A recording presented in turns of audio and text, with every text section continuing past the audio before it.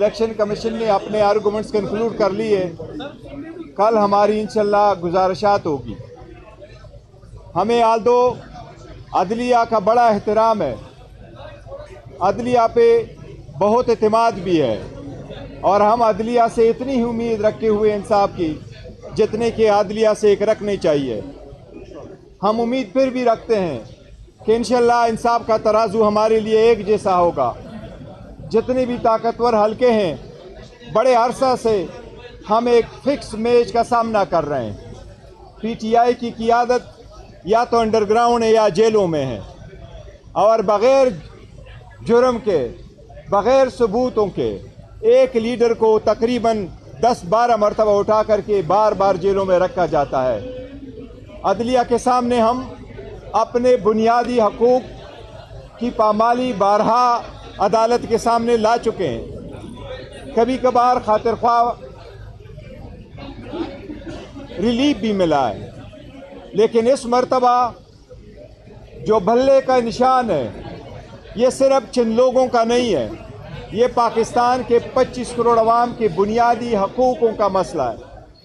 भल्ला पाकिस्तान की अवाम की उमंगों की तर्जुमान है। ये एक पॉलिटिकल प्रोसेस जो हमारा आईनी तरीक़ाकार है, जमहूरियत जो इस मुल्क का मुकद्दर है, जो इस मुल्क का आईनी तकाज़ा है, उसके लिए लाजिम है कि हर पॉलिटिकल पार्टी के पास उसका निशान हो। हर पॉलिटिकल पार्टी का पहचान उसके निशान से होता है। जैसे भी है, हमने बेहतरीन इलेक्शन करवाए थे। 175 पॉलिटिकल पार्टी में किसी ने ऐसे इलेक्शन नहीं करवाए, कभी भी नहीं करवाए जिस तरह पाकिस्तान तहरीक इंसाफ ने करवाए थे। लेकिन इलेक्शन कमीशन के पास दो चश्मे हैं, एक वो जिस चश्मा लगा करके 175 पार्टीज को देखा जाता है और दूसरा वो जिससे पीटीआई के इलेक्शन को देखा गया है। 1960 से जो कानून चला आ रहा है, हर पार्टी ने जो इलेक्शन कराए, कभी किसी पार्टी का सिंबल इस ग्राउंड पे नहीं विड्रा किया गया, लिया गया। कभी इलेक्शन कमीशन ने इसी जज्बे के साथ बड़े वकीलों को अंगेज करा करके सुप्रीम कोर्ट नहीं लाया जिस तरीके से हमारे खिलाफ लाता है। ये सुप्रीम कोर्ट से हमारा हमेशा तकाजा रहा है कि इलेक्शन कमीशन को डायरेक्शन दी जाए कि free and fair and transparent election कराए। ऐसे सरकमस्टांसिस में 8 फरवरी के लिए अगर 1000 भी ऑर्डर मौजूद हो कि इलेक्शन हो, election free fair and transparent नहीं हुए और इसमें से सबसे पॉपुलर पार्टी को अगर आउट किया गया, दुनिया कभी आपकी इलेक्शन को नहीं मानेगी, आपकी जमहूरियत को कभी तस्लीम नहीं करेगी, आपके आने वाले लोगों को कभी कोई नहीं मानेगा।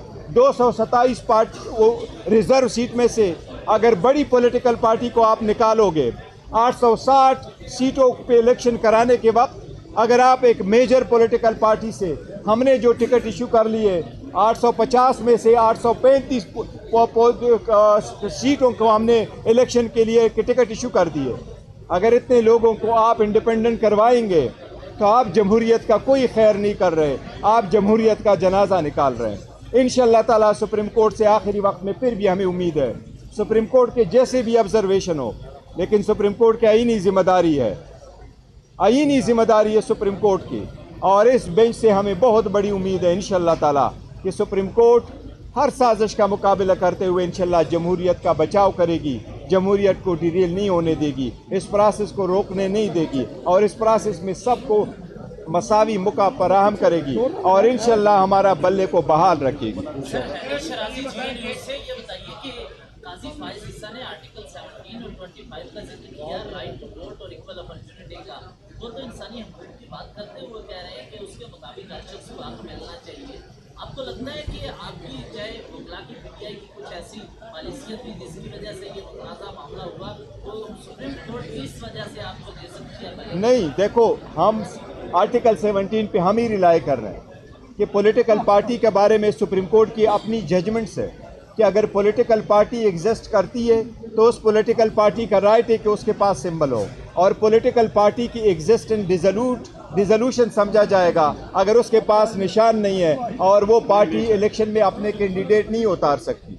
सुप्रीम कोर्ट ने 12 एक से ज़्यादा मरतबा, चाहे वो कैंटोनमेंट के इलेक्शन हो, चाहे लोकल गवर्नमेंट के इलेक्शन थे, चाहे नेशनल इलेक्शन थे, चाहे वो प्रोविंशियल इलेक्शन थे, जब भी और जब जब उनको इस बगैर गैर सियासी बुनियादों पे कराया गया, इवन लॉ को डिक्लेयर कराया सुप्रीम कोर्ट ने कि ये अनकॉन्स्टिट्यूशनल है, जिसमें ये कोशिश की गई कि पॉलिटिकल पार्टी के पास उसका निशान नहीं होगा और पॉलिटिकल बेसिस पे इलेक्शन नहीं होंगे। पॉलिटिकल प्रोसेस लाजिम है और इंशाल्लाह ताला सुप्रीम कोर्ट इंश्योर कराएगी।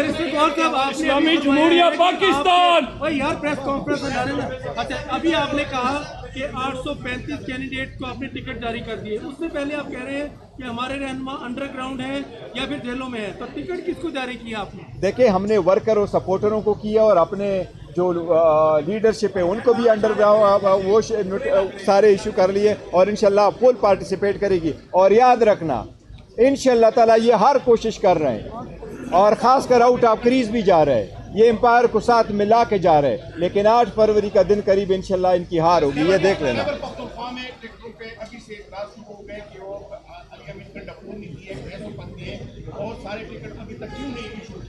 देखिए, हमारे पास बड़ा ट्रांसपेरेंट तरीका है। जिस तरीके से ट्रांसपेरेंट प्रोसेस हमने अडॉप्ट किया, किसी पार्टी ने नहीं अडॉप्ट किया, किसी को कोई शिकायत नहीं है।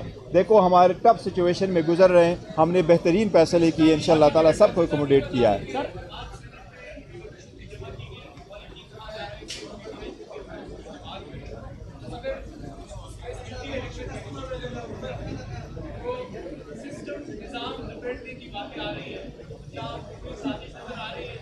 देखो, अगर यही हम कह रहे हैं कि अगर आप पीटीआई से बल्ला ले लो और इसी तरीके से इलेक्शन करा लोगे तो इस किस्म के सेनेटर आप खामखा लेके आएंगे जो कभी रिजोल्यूशन दे देते हैं कि आप इलेक्शन न कराओ और कभी रिजोल्यूशन ऐसे पास कराते हैं। ये उनकी ज़मीर की आवाज़ नहीं है, पता नहीं कहाँ से उनसे दिलवाया जा रहा है। आप समझते हैं कि इलेक्शन कमीशन आपको टेक्निकल बुनियादों पर नॉकआउट करने की कोशिश कर रहा है? दूसरा, आज शफकत महमूद ने ट्वीट किया और दस्तबरदार हो गए इलेक्शन से और फिरदौस नकवी को भी टिकट नहीं जारी किया गया, इस हवाले से आप बताइएगा। देखो, वो पार्टी की एक पॉलिसी है कि किसको टिकट इशू करना है, किसको नहीं इशू करना है, सारे प्रोसेस को देखते हैं और वो सारे हमारे साथ ऑन बोर्ड है।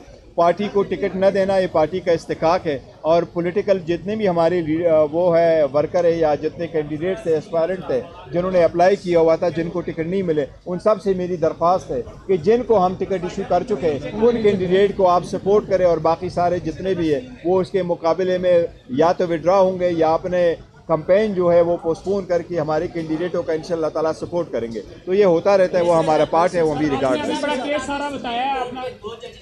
दे दिया है और 5 जस्टिस चार्ज करने वाले से तासुर था कि पाकिस्तान के इंसाफ को हमेशा क्या उनके इस्तीफा के बाद पाकिस्तान के इंसाफ हकियत की तरफ किस नजर से देखें? मैं समझता हूँ, मुझे तो ज़ाती तौर पर दोनों जज साहिबान के इस्तीफ़ा पे अफसोस हुआ है और इजाज़ुल हक साहब बड़े काबिल और कॉन्स्टिट्यूशनल जज थे, उसके जाने से बहुत ज़्यादा अफसोस हुआ है और जाना नहीं चाहिए, लेकिन कानून will take its own course. मेरी रिक्वेस्ट होगी कि वो बेंच पे रहे और आवाम की खिदमत करे। अच्छा, आपने कानून के निशान का केस का ब्रीफ किया है, लेकिन अदालत में आपके कानूनी टीम का तैयारी नहीं है या बैरिस्टर अली जफर साहब इस केस को पहले लड़ते रहे हैं, आज हामिद खान साहब दलाल दे रहे थे और मुतमईन नहीं कर पा रहे थे अदालत को, क्या कोई नहीं, वो अदालत आन एंड आप क्वेश्चन करती है। हमारा टर्न कल होगा इंशाल्लाह ताला, हम अपने आर्गूमेंट्स कल करेंगे इंशाल्लाह। एंड में पहुंचे हैं थैंक आप, यू अभी जी। एक दिन रह गया है और कल अगर फैसला टाइम पे नहीं होता तो शायद आपको ज्यादा फायदा भी ना हो, तो इसमें क्या समझते हैं इतनी लेट होने की वजह टीम की नाअहली है या कोई सिस्टम में ऐसा है? देखो, हमने जो पिटीशन फाइल कर दी थी वो तो 1 हफ्ते के बाद सुनी गई थी। एनीवे सुप्रीम कोर्ट पे मुनहसर है कि इस केस को कैसे सुना जाता है। हमने भी कई मरतबा दरख्वास्त की है कि हमारे केसेस भी ज़रा हफ्ते वाले दिन सुन ले ताकि हमें भी इंसाफ की से जो ना कि बर वक्त मिले, लेकिन सुप्रीम कोर्ट ने सुनना है। यह तो मैं समझता हूँ, अगर सुप्रीम कोर्ट समझती भी है कि इसमें कोई ऐसे नुक्ते हैं आईनी और कानूनी कि जिसमें लीव ग्रांट हो सकती है, तो सुप्रीम कोर्ट हमेशा लीव ग्रांट करती है, लेकिन जजमेंट को कभी सेट असाइड नहीं करती, स्पेशली जब हाई कोर्ट के डिसीजन के जो रीजंस है वो अभी आने हैं। अगर सुप्रीम कोर्ट पहली जजमेंट दे देती है, जो लाहौर हाई कोर्ट का, पेशावर हाई कोर्ट का जो डिसीजन आएगा वो किस तनाजुर में आएगा, तो इसलिए उम्मीद तो है कि सुप्रीम कोर्ट ये सारी चीज़ें कंसिडर करेगी। मुझे फिर भी उम्मीद है कि शायद सुप्रीम कोर्ट इंशाल्लाह ताला अपना डिसमिस करने से इंशाल्लाह ताला वो सेट असाइड नहीं करेगी ऑर्डर। थैंक